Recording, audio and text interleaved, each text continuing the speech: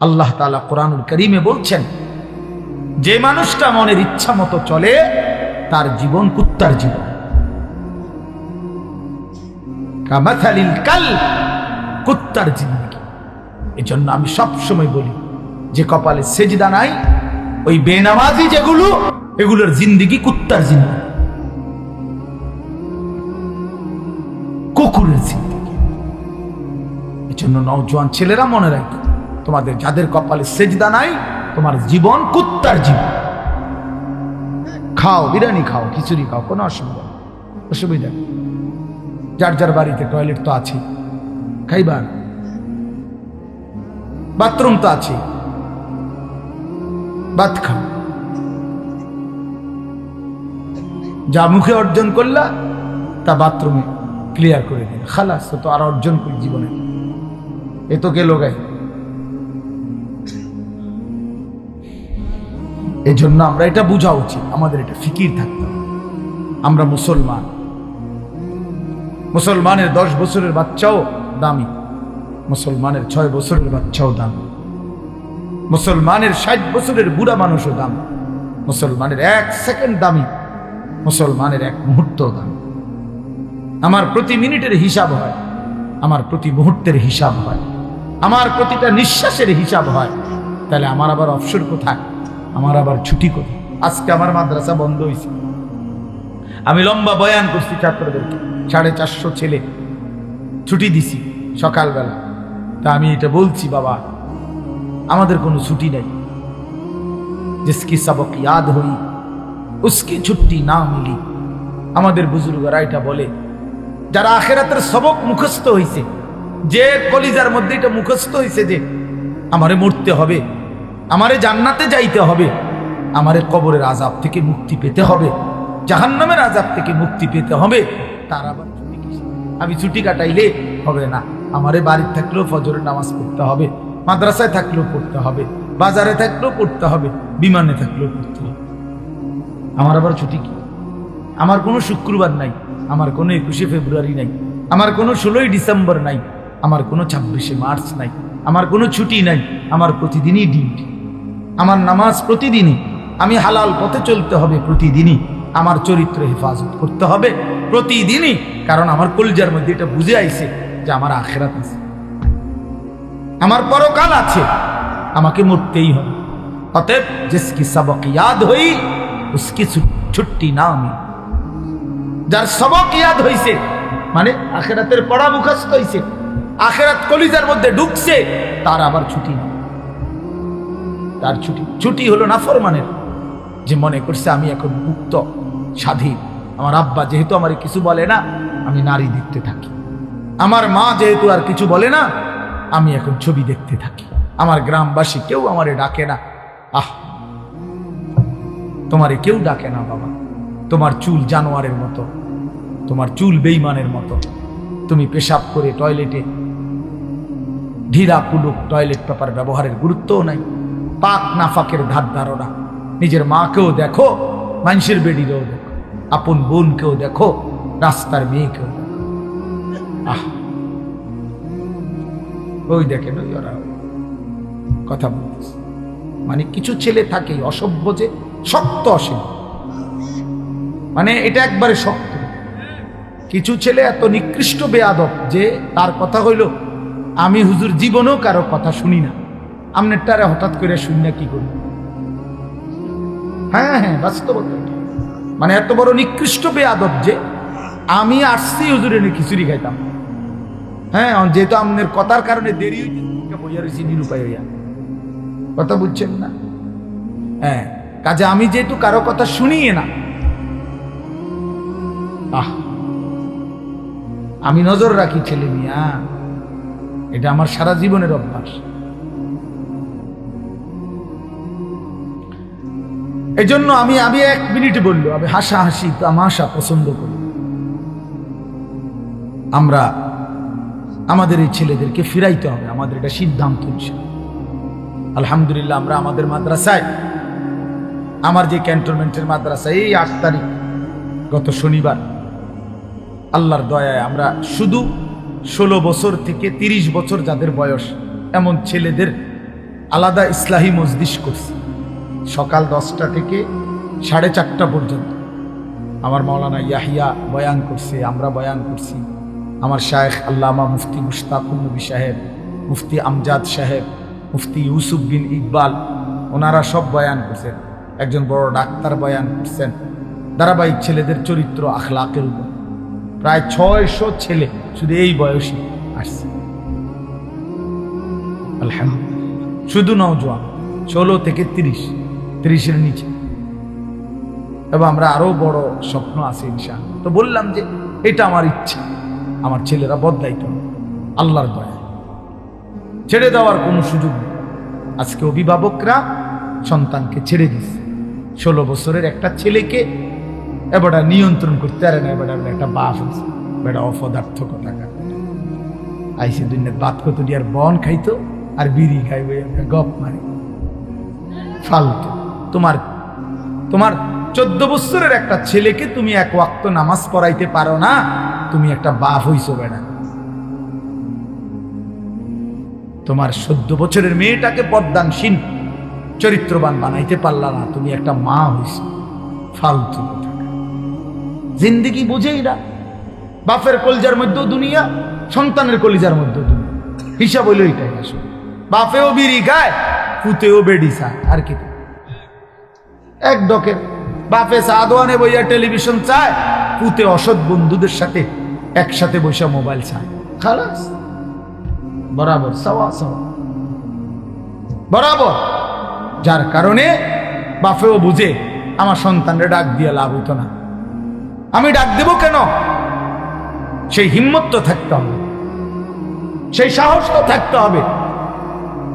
কলিজার ভিতরে আখিরাতের ফিকির যার আছে, যে পরকালকে বিশ্বাস করে, খবরকে বিশ্বাস করে, তার চোখের পানি পড়ার কথা, সে চিৎকার করার কথা যে তুমি আমার সন্তান বাবা, তুমি যদি জাহান্নামী হও, আমি বাপ এটা কেমনে সইব? কেমনে সইব আমি? আমার ছেলে হইয়া যদি মুসলমানের ঘরে জন্ম নিয়া যদি আমার ছেলে কোনোদিন ফজরের নামাজ না পড়ে, আমার এই জিন্দিগির অর্থ কি? আর আমার পুতের জিন্দিগির অর্থ কি? আমি কিসের বাপ, আমার পুতে কিসের মুসলমান? কি মিয়া, কার ঘর এটা? যে ঘরে সবাই নামাজ না পড়ে ঘুমায়, এ ঘর তো নাফরমানের ঘর, এ তো সাপ বিচ্ছুর ঘর, এ তো কুকুর বিড়ালের ঘর, জন্তু জানোয়ারের। আল্লাহর নবী বলছে যে ঘরে আল্লাহর জিকির নাই, খোদার কসম নবী বলছে ওইটা কাল বাইতিল খারিব, ওইটা সারা বাড়ি, আলগা বাড়ির মতো। যে বাড়িতে মানুষ থাকে না, কুত্তা থাকে, বিলাই থাকে, সাপ থাকে, বিচ্ছু থাকে, কেচ্ছা থাকে, বেটা মানুষ থাকে, মানুষ থাকে না। বেডিও বেফরদা, বেড়াও বেফরদা, মাও নামাজ নাই, বাপেরও নামাজ নাই, জিরো নামাজ নাই, ফুতের বউরও পর্দা নাই, ফুতেরও পর্দা নাই। কি করে? সবাই খায়, ঘুমায়, পেশাব পায়খানা করে, যার মতো। ফুতের চুল ফুতের মতো, বাপের চুল বাপের মতো, জির বোরকা জির মতো, মার বোরকা মার মতো। তো এটা পরিবার হইলো কেন? কথা বোঝেন? এটা পরিবার হইলো, এটা একটা ফ্যামিলি হইলো কি? আমি, আমার বউ, আমার 4টা ছেলে, কারণ সবাই যদি আলগা আলগা হয় তো আমার এটা ফ্যামিলি। কথা বলে না কেন? আমার চুল একরকম, আমার পুতের চুল আরেক রকম, মার বোরকা কালো, জির বোরকা রঙ্গিলা, তো এটা ফ্যামিলি হলো কেমন? কার লগে কার মেয়ে? এটা তো কোনো পরিবার না, এটা তো ব্যাচেলার, এটা তো সব ব্যাচেলার না, এটা তো মনে হয় হোস্টেলে না থাকে এক একজনের। আপনারা ভাবেন আর কত বছর বলবো আপনাদেরকে? বলেন কত বছর আর বলবো? এই জিন্দিগিও তো ক্লান্ত হয়ে গেছে। এই জন্য বাপ, ছেলেরা, বাবা কেন নষ্ট হয়ে যাচ্ছ? বলো বাবা, কেন নামাজ পড়ছো না? বাবা, আল্লাহর সাথে আল্লাহকে নারাজ করে কি পাইছো এ পর্যন্ত? কে তোমার ঘরে ইজ্জত করে? চলো, আমি তো এখনো বলছি নবীনগরে, আমি বলছি একটা নাফরমান ছেলে, আসো, এখন আসো তুমি, চলো তোমার লগে আমরা দুইজন একসাথে কোম্পানিগঞ্জ হাঁটি কালকে, দেখি, তুমি দেখো মানুষ কারে ইজ্জত করে আর কারে বেইজ্জত করে। তুমি চলো, আমারে বাদ দাও, একজন মাদ্রাসার তালিবে ইলম, ঠিক আছে আমার ওয়াজ অনেক মোবাইলে আছে, আমার মানুষে সিনে, ঠিক আছে বাদ দাও, আমার বাদ দাও। আমি একজন তালিব এলেম দেই, একজন মাদ্রাসার ছাত্র দেই যে নামাজ পড়ে, অথবা মাদ্রাসার ছাত্র বাদ দাও, এলাকার যেই ছেলেটা নামাজ পড়ে স্কুলের হোক, আরে আর তোমার মতো যারা নামাজ পড়ো না, নাফরমান, একসাথে হাঁটো, চলো, দেখো মানুষ কাকে সম্মান করে। দেখ বেটা, তোর কিছু অসৎ বন্ধু ছাড়া তোর দিকে কোনো জানোয়ারও ফিরা চায় না বেটা, তোর দিকে কোন চরিত্রহীনের দিকে, কোন লম্পট, কোন মদখোর, নেশাখোর, গাঞ্জাখোরের দিকে কোন কুকুর বিড়াল জানোয়ারও বেটা ফিরে তাকায় না। আমি ওই আমাদের বাংলাদেশের একজন বড় বুজুর্গ আলেম আছেন, ওয়াইস হযরত মাওলানা মুফতি নজরুল ইসলাম কাসেমি, অনেক সুন্দর বয়ান করে, দরদ মাখা বয়ান। ওনার বয়ান আমি নিজে শুনছি। উনি বলছে শুকর সকালবেলা যখন ঘুম থেকে ওঠে, ওনার বয়ান তো শুকর চোখ একসাথে মেলে না, মানে আমরা যেমন চোখ খুলি না ঘুমের থেকে, শুকর একসাথে চোখ মেলে না, মানে পুরাটা খুললে লায় না আর কি, একটু একটু করে খোলে, একটু এরকম আস্তে আস্তে চোখ মেলে, মানে একটু একটু করে চোখ মেলে। উনি বলছেন কিতাবে লিখছে যে শুকর এরকম আস্তে আস্তে চোখ মেলে কেন, একটু একটু করে। শুকর বারবার বলে এই চোখ মেলবার সময়, আল্লাহ আমারে কোনো বেনামাজি, কোনো নাফরমান যেন আমার চোখে না পড়ে, এই জন্য আস্তে আস্তে চোখ। আপনার কোনো নাফরমান, আপনার কোনো নাফরমান বেঈমান যেন আমার নজরে প্রথমেই না পড়ে, এই জন্য সে আস্তে আস্তে চোখ। আমি হুজুরের বয়ান শুনছি, তোমাকে শুকরে ঘৃণা করে, কুকুরে ঘৃণা করে। তাহলে বলো বাবা, নেন নেন পানির জল নেন। তাহলে এই জন্য বাপ কেন নামাজ পড়ো না? কারো কাছ থেকে ইজ্জত পাইছো? একটা ছেলে বলো যে হুজুর আমি নামাজ না পড়ার কারণে আমারে মানুষ অনেক সম্মান করছে, কেউ পাইছো কিনা একটা ইজ্জত? তাহলে এটা কি ধরনের জীবন তুমি বুঝো না? আমরা বুঝি না আমাগরে মানুষ মহব্বত করে না করে না, এটা আমি বুঝি না? কথা কও না দুলা, আমি এটা বুঝি কিনা, তুমি বুঝো কিনা? তো মানুষের অনুভব হয় না? এটা তো অনুভব হওয়ার বিষয়, যে আমার তো একটা বুঝ আছে যে মানুষ আমারে ভালোবাসে কিনা, ঠিক কিনা বলেন না কেন? আমারে এই হাজি সাহেব যদি মহব্বত না করতো তো আমি প্রতি বছর আইলাম কেন? 50,000 টাকার জন্য নাকি 1 লাখ টাকার জন্য? এখানে আমি মেয়ে বিয়ে দিছি এখানে নিয়ে, তাইলে ভালোবাসার জন্য, আল্লাহর জন্য, মহব্বতের জন্য।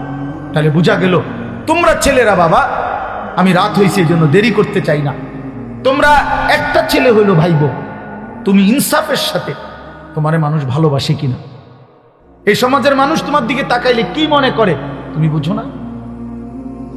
তুমি বুঝো না ভাইয়া? কি পাইছো নামাজ না পড়ে? নারী দেখতে দেখতে, উলঙ্গ ছবি দেখতে দেখতে অর্জনটা কি? অর্জনটা কি? কিচ্ছু না, ধোকা, ধোকা খাইছো। এই জন্য আগামীকাল রাত আমি অনুরোধ করলাম, আগামীকাল শবে বরাতের এই রাতে আলাদা আলাদা, শবে বরাত উৎসব না, শবে বরাত অনুষ্ঠান না, শবে বরাত বিরিয়ানি না, শবে বরাত খিচুড়ি না, শবে বরাত জিলাপি না, শবে বরাত ইবাদত। কথা বলেন কি?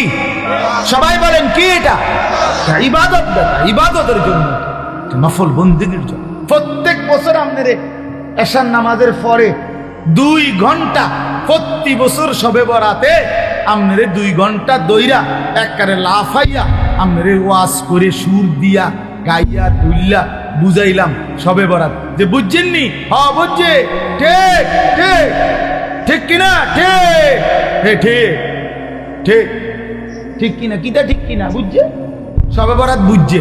তা হুজুর এবার মুনাজাত দিয়া দেন, সবারে 4টা জিলাপি দিয়া দেন, শবে বরাত বুঝছে, ওটা বাইর দিয়ে শুয়ে লাইছে। তো আপনার তো 30 বছর ধরে প্রত্যেক বছর এসার পরে শবে বরাত এটা বুঝাইতেই আছে, তা আপনি অনও বুঝছেন না? এটা এখনো বুঝছেন না? আপনি আমল করবেন তাহলে কোন বছর শুরু করবেন? কোন বছর? আপনার প্রত্যেক বছরে ওয়াজে কইতে হবে এটা। আমার কথাটা বুঝছেন নি আপনি? আপনি এটা বুঝছেন না, তাতে এটা না বুঝার কি আছে? বলেন চাচা, এটা না বুঝার কি আছে? সহজ কথা, যে সন্ধ্যা থেকে নিয়ে ফজর পর্যন্ত আপনি আল্লাহর ইবাদত করবেন, ঠিক আছে না কথা? কতক্ষণ জিকির করবেন, কতক্ষণ তেলাওয়াত করবেন, কতক্ষণ বারবার দোয়া করবেন, বারবার 2 রাকাত, একবার 4 রাকাত, একবার 12 রাকাত, একবার 6 রাকাত, আবার কাঁদেন, আবার দোয়া করেন, প্রয়োজনে একটু বিশ্রাম করেন, রাত্রিবেলা সেহরি খান, তাসবিহ পড়েন, আল্লাহর কাছে দফায় দফায় দোয়া করেন। বান্দা, নবীজি বলছে, উম্মত দোয়া করে কখনো ক্লান্ত হইও না। দোয়া করতে করতে যা কইছি হুজুর, একবারে লম্বা করে বিস্তারিত সব কইয়া লইছি আল্লাহরে, না না, আল্লাহ বলছে বান্দা বারবার বলো, বারবার বলো, বারবার বলো, বারবার বলো। তুমি বলবা যতবার, আমি শুনবো ততবার, আমি শুনবো ততবার। তুমি বলতে থাকো, তুমি বলতে থাকো। ফাওয়াল্লাহি লা ইয়ামাল্লাল্লাহু হাত্তা তামাল্লু। আল্লাহর নবী বলেন, বুখারীর হাদিস, আল্লাহর কসম উম্মত, তোমরা চাইতে চাইতে ক্লান্ত হয়ে পড়বা, আল্লাহ দিতে দিতে ক্লান্ত হবে না। আল্লাহ ক্লান্ত হয় না, তুমি বলতে থাকো। তাহলে সারা রাত প্রত্যেকে মসজিদে, বারান্দায়, ঘরে, আপনার যেমন সুবিধা হয়, যার যেমন সুবিধা হয়, যে যেখানে যতক্ষণ কুলায়, সবাইরে বরাবর করার কি দরকার?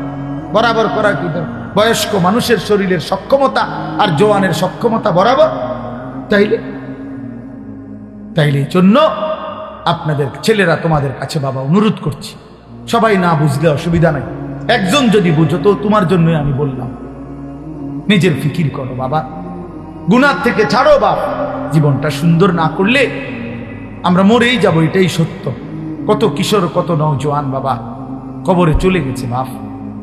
তুমি নিশ্চিত তোমার এই জওয়ানি থাকবে না।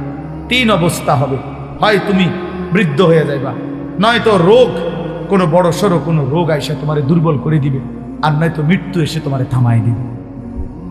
তুমি এক অবস্থার উপরে 30 বছর থাকবা না, তুমি এক অবস্থার উপরে 20 বছর থাকবা না বন্ধু। হয় রোগ আক্রান্ত হইয়া যাইবা, নয়তো বৃদ্ধ হইয়া যাইবা, আর নয়তো কবরে চলে যাবে। তোমাকে ছেড়ে দিতে হবে দুনিয়া, তোমাকে এই জওয়ানি ছেড়ে দিতে হবে। এই জন্য আমি অনুরোধ করছি, প্রত্যেকটা নওজোয়ান আগামীকালকে রাত্রে জাগার সিদ্ধান্ত নাও। বলো ইনশাআল্লাহ, তোমার মতো করে দিনে প্রয়োজনে একটু ঘুমায় নাও, দিনের বেলা জোহরের পরে, আসরের আগে একটু বিশ্রাম করে নাও, কোনো অসুবিধা নাই। রাত্রি যাতে জাগা যায়, মানে রাত্রি একটু বেশি জাগবার আশায় দিনে একটু বিশ্রাম করে নেয়। মানুষ বড় পরিশ্রম করার আগের থেকে তো প্রস্তুতি নিয়ে নেয়। সেনাবাহিনীওয়ালারা বলে, আর্মির ট্রেনিং এর মধ্যে কঠিন প্রশিক্ষণ, সহজ যুদ্ধ। কঠিন প্রশিক্ষণ, যুদ্ধ সহজ। তাইলে একটু প্রস্তুতি নিয়ে রাত্রি জাগার জন্য যদি আমরা চেষ্টা করি, আর বারবার দোয়া, ইস্তেগফার, কান্নাকাটি, গুনাহ মাফ চাই, আল্লাহ তাআলা ভীষণ খুশি হবে, ভীষণ খুশি হবে। পরের দিন রোজা রাখলে, রোজা তো আলহামদুলিল্লাহ প্রত্যেক আরবি চাঁদের 13, 14, 15 আল্লাহ নবী সাল্লাল্লাহু আলাইহি সাল্লাম রোজা রাখতেন। এই আজকে বৃহস্পতি, শুক্র, শনি, আলহামদুলিল্লাহ আমরা আজকে রোজা রাখছি। আগামীকাল পরশু আমাদের রোজা রাখার, বাসার বিবি, বাচ্চা ওরাও রোজা রাখছে।